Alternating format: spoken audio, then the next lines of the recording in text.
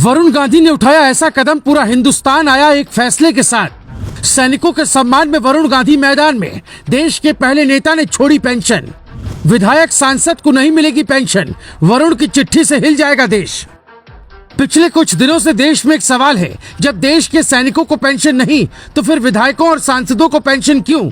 ये बात Facebook Twitter पर सबने लिखी, लेकिन जब बात आई खुद पर अमल करने की तो सब पीछे हट गए।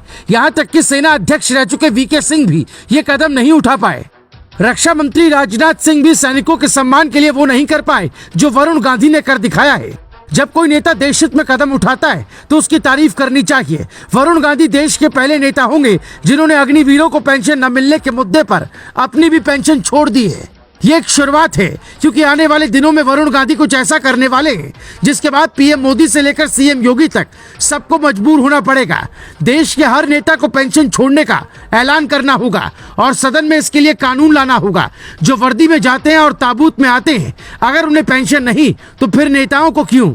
इसी भावना को समझते हुए देश के पहले सांसद का यह ऐलान आपका दिल जीत लेगा। अल्पावधि की सेवा करने वाले अग्निवीर पेंशन के हकदार नहीं है तो जनप्रतिनिधियों को ये सहूलियत क्यों? राष्ट्र रक्षकों को पेंशन का अधिकार नहीं है तो मैं भी खुद की पेंशन छोड़ने को तैयार हूँ। क्या हम विधायक सांसद अपनी पेंशन छोड़ ये नहीं सुनिश्चित कर सकते कि अग्निवीरों को पेंशन मिले?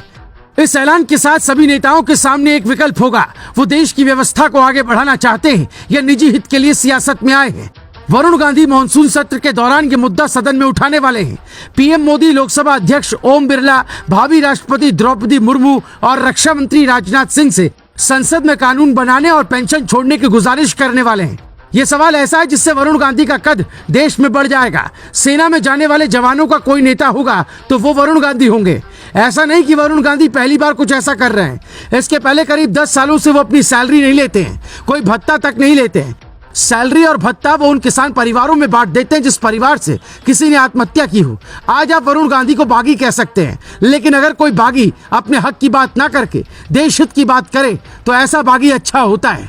सवाल उठता है कि जब देश में खर्च के दबाव में सैनिकों की नौकरी सिर्फ 4 साल की जा सकती है, पेंशन रोका जा सकता है, तो फिर नेताओं पर बेतहाशा खर्च क्यों नहीं रोका जा सकता?